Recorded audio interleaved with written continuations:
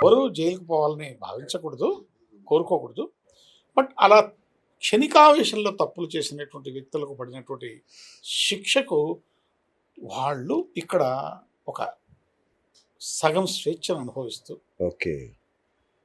కష్టపడి కుటుంబానికి దూరంగా ఉంటారు తప్ప అన్నీ నడిచిపోతాయి ఇంకా. నడిచిపోతుంది. సూపర్. కానీ వాళ్ళలో పరివర్తనంలో మార్పు ఉంది.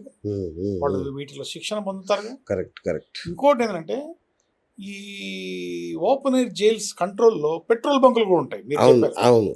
సో ఇక్కడ వాళ్ళు 8 hours డ్యూటీకి చేస్తారు. ఇప్పుడు ఎన్ని మిషన్స్ ఉంటాయో అంతమంది 8 hours డ్యూటీ చేసేసి వెళ్ళిపోతారు. వాళ్ళు పోయేటప్పటికి వేరే వాళ్ళు వస్తారు. అవును. వాళ్ళు 8 hours డ్యూటీ అంటే రాత్రి డ్యూటీ చేసి వాడు పారిపోడు. అంతేగా. పొద్దునే మర్యాదగా జైలుకు పోయి టిఫిన్ తినేసి రెస్ట్ తీసుకొని హాయిగా. సో ఆ విధంగా ఈ ఓపెన్ ఎయిర్ జైల్స్ ఓకే. ఒక సంస్కరణ కేంద్రాలు. Great great. నేను ప్రభుత్వాన్ని మీ ద్వారా కోరుతున్నది ఏమిటంటే అటు తెలంగాణ కానీ ఇటు ఆంధ్ర 2 తెలుగు రాష్ట్రాలలో కనీసం 2 జిల్లాలకు ఒక అద్భుతమైనటువంటి open air open air jail jail ఉండాలి. Okay okay correct. At the same time ఒక మహిళా జైలును కూడా పెట్టండి. తక్కువ ఉన్నాయి మహిళా జైలు, చాలా తక్కువ ఉన్నాయి. అయ్యో. వసతులు బాగలేవు, సిబ్బంది లేరు, డాక్టర్లు లేరు. అయ్యో. కాబట్టి నేను విజ్ఞప్తి చేస్తున్నాను, ఎవరికి ప్రభుత్వానికి విజ్ఞప్తి చేస్తున్నా, స్వచ్ఛంద సేవా సంస్థలు కూడా కూడా మీ గళాన్ని కూడా వినిపించండి. కరెక్ట్. వీళ్లకు మెరుగైనటువంటి వసతులు. ఎందుకంటే తెలిసి కూడా తప్పు చేయడు, క్షణికావేశంలో చేస్తాడు. వాళ్లకు ఒక ఉపశమనం లభించి వాడు మళ్ళీ మంచి వ్యక్తిగా బయటికి రావాలి, సమాజంలో కలిసి ప్రశాంతంగా బ్రతికే అవకాశాన్ని వాడికి మనం కల్పించాల్సిన బాధ్యత మనకుంది. ఎందుకంటే జీవితం ఒక్కసారి, రెండోసారి మళ్ళీ రాదు. అంతే కదా. కాబట్టి వాడికి భగవంతుడు ఇచ్చినటువంటి జీవితంలో వాడు చేసుకున్న తప్పును వాడికి చెప్పి వాడిని మార్చి మర్యాదగా పోయి బతుకుపోని ఇంకొక ఛాన్స్ ఇవ్వాలి. అసలు జైల్లో ఉద్దేశం అది, కానీ రివర్స్ జరుగుతోంది మన దురదృష్టానికి. ముఖ్యంగా ఈ సెల్యులార్ జైల్స్, ఇప్పుడు మీరు ఎంత ఓపెన్ ఏరియా ఎంత స్వర్గంలా ఉంటుందని చెప్పారో, నరకానికి నకళ్ళు ఈ సెల్యులార్ జైళ్ళు. కాలాపాని సినిమా కూడా వచ్చింది దాని మీద. అది ఏంటి అసలు ఈ జైలు? ఈ జైలు అండమాన్ నికోబార్లో ఉంది. ఎక్కడ ప్రపంచంలో ఎక్కడ లేదు ఇట్లాంటి జైలు. 1896లో మొదలుపెట్టినటువంటి జైలును 1906లో కంప్లీట్ చేశారు. ఓకే. దీన్ని ఎవరు నిర్మించారు తెలుసా? బ్రిటిష్ వాళ్ళ దగ్గర అవైలబుల్ ఉన్నటువంటి ఖైదీలు ఎవరైతే ఉన్నారో వాళ్ళతోనే ఈ జైలు నిర్మాణం చేయించారు. చూడండి మీరు ఎంత తెలివిగల వాళ్ళు. అదే కదా.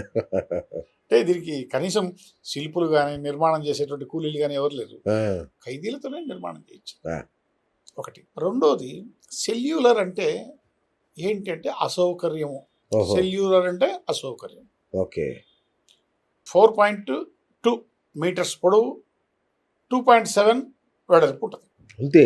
ఒక చిన్న వెంటిలేషన్ ఉంటుంది, అది నీకు అందదు. 22 గంటలు నీవు నిర్బంధంగా ఒక్కడివే బ్రతకాల. ఒంటరితనం ఎంత శాపం. నరకం. నరకం శాపం కాదు, నరకం. ఇది 4 రెక్కలు కలిగినటువంటి జైలు, 3 అంతస్తులు.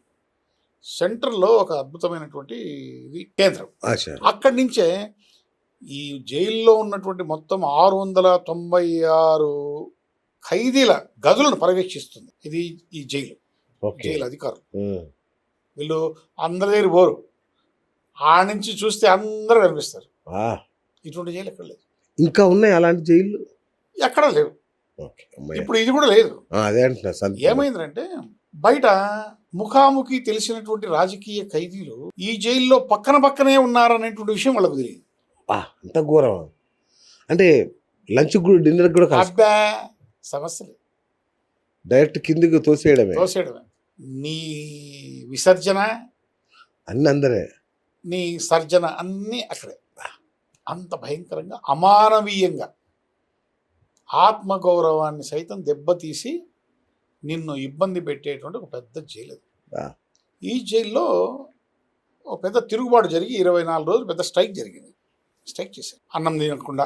స్ట్రైక్ అంటే బయటకు వచ్చి జిందాబాద్ కాదు, వాళ్ళు అన్నం వేస్తే అన్నం తినకుండా బయట వేసేసి మేము చచ్చిపోతాం మా పీనిగల్లో తీసుకొని వేయడం వేసేయండి అని చెప్పి ఆ విధంగా తీవ్ర అసంతృప్తితో వ్యవహారం జరిగితే మహాత్మా గాంధీ అండ్ రవీంద్రనాథ్ ఠాగూర్ గారు వాళ్ళు వీళ్ళతో మాట్లాడి, జైలు అధికారులతో మాట్లాడి ఆ సమస్యను పరిష్కరించేసి ఇక్కడ ఉన్నటువంటి రాజకీయ ఖైదీలను మా మాతృభూమి ఏదైతే భారతదేశం, అది అండమాన్ వేరే కదా, ద్వీపాలు, భారతదేశ జైళ్ళలో ఉంచండి ఇక్కడ లేకుండా అని చెప్పేసి అప్పుడేదో ఒక చిన్న ఒడంబడిక జరిగింది. సరే, అది పోతే ఏమైందంటే ఈ సెల్యులార్ జైలు మనకు భారతదేశానికి స్వాతంత్రం వచ్చిన తర్వాత 1963లో గోవింద్ వల్లభ్ పంత్ అనేటువంటి వ్యక్తి ఈ యొక్క దీన్ని 500 పడకల ఆసుపత్రిగా డిక్లేర్ చేశాడు. Super super. అది చాలా అద్భుతమైన.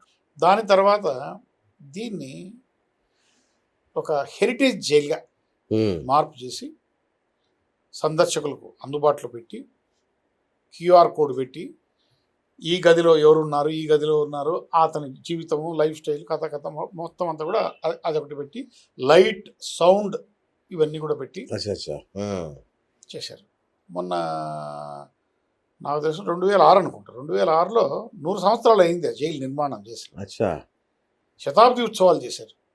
ఆ ఖైదీలో ఆ జైల్లో ఖైదు కాబట్టి శిక్ష అనుభవించినటువంటి ఖైదీలను పిలిపించి ఆ ప్రాంగణానికి వాళ్లకు సన్మానం చేసి వాళ్ళకు ఏదో గౌరవ వేతనం ఏదో ఇచ్చారు. ఓకే, ఇచ్చి ఆ విధంగా చేశారు. సో ఆ విధంగా సెల్యులర్ జైలు అనేటువంటిది ప్రస్తుతం ఒక హెరిటేజ్ జైలుగా మారిపోయింది. అంతే, అసలు మళ్ళీ లేదు, ఇక లేదు, బతికించారు. ఇంకోటి అండా జైలు అనేది ఉన్నాయేంటి గురుగారు? అవి అండా జైలు అనేటువంటిది చాలా ప్రదేశాల్లో ఉన్నాయి. అదేంటి గుడ్డు ఆకారంలో కట్టడం ఎందుకు? పూణేలో జనరల్ వైద్య, మాజీ చీఫ్ ఆర్మీ జనరల్ వైద్య హత్యకి కావింపబడ్డాడు. ఓకే, హత్య కావింపబడ్డ సమయంలో ఈ అండా జైలు ఆలోచన వచ్చింది ప్రభుత్వానికి. సంఘ విద్రోహ చర్యలకు పాల్పడేవాళ్ళు, ఉగ్రవాదులు, తీవ్రవాదులు, రెగ్యులర్ అఫెండర్స్, వీళ్లను దీంట్లో పెట్టాలి అని చెప్పేసి ఒక అండా జైలును గుడ్డు ఆకారంలో ఉంటుంది, కాంక్రీట్తో నిర్మిస్తారు, కనీసము నీకు కిటికీ కూడా ఉండదు. అబ్బో! ఆ జైలులోకి వెళ్ళే ప్రతి వ్యక్తి రిజిస్టర్లో సంతకం చేసి ఆయన వివరాలను పొందుపరిచే పోవాలి, వచ్చినప్పుడు మళ్ళీ సంతకం చేసి రావాలి. ఇటీవల ఏం చేశారంటే ఈ ఎండా జైలుకు సంబంధించి ఎవడో పిటిషన్ వేశాడు. ఈ ఎండా జైలు భారతదేశంలో ఎన్ని ఉన్నాయి, ఏంది, ఏం కథ అనేటువంటి. అండా జైలు సపరేట్గా ఉండదు. కొన్ని ప్రధానమైనటువంటి సెంట్రల్ జైళ్ళలోనే అండా గదులు పెట్టారు. అచ్చా, ఓహో, 10-12 పెట్టారు. అండా సెల్స్ పెట్టారు. సెల్స్. సో దాంట్లో ఖైదీలను ఆ అండా సెల్స్కు పంపించాలంటే అధికారం ఉండేది జైలర్కి ఉంటుంది, జైలు సూపరింటెండెంట్. అతను అనుకుంటే అతని ద్వారా అతను రికమెండ్ చేయబడతాడు. చేయబడి అతను అండా జైలుకి పంపబడతాడు. సో అండా జైలుకి పోయినావంటే నేను ఓం నమః శివాయ, నీతో మాట్లాడేవాడు ఉన్నాడు, నీ బాధను చెప్పుకోవడానికి ఎవరికి, నీతో అసలు నీకు ప్రపంచానికి పూర్తిగా సంబంధాలు తెగిపోతాయి. మినిమం వెంటిలేషన్ లేదు. వెంటిలేషన్ ఓన్లీ కాంక్రీట్తో నిర్మించుంటారు. నీకు ఫ్యాన్ ఉండు, రాత్రి అయిందా లేదా తెలియదు, పొద్దున అయిందా లేదా తెలియదు, నువ్వు బ్రష్ చేసుకోవాలన్నా, అన్నం తినాలన్నా, దానికి పోవాలన్నా, దీనికి ఏం తెలియదు. ఇది అండా జైలు. సెల్లార్ జైలు కంటే ఘోరంగా ఉంది. అంటే ఇవి లిమిటెడ్. అదేలేండి. ఇప్పుడు for example Sanjay Dutt Yerawada central జైల్లో అండా సెల్లో అతను పెట్టారు. అవును, అండా సెల్లో పెట్టారు అతన్ని. మొన్న ప్రొఫెసర్ సాయిబాబా ఢిల్లీ యూనివర్సిటీ అతన్ని అండా సెల్లో పెట్టారు.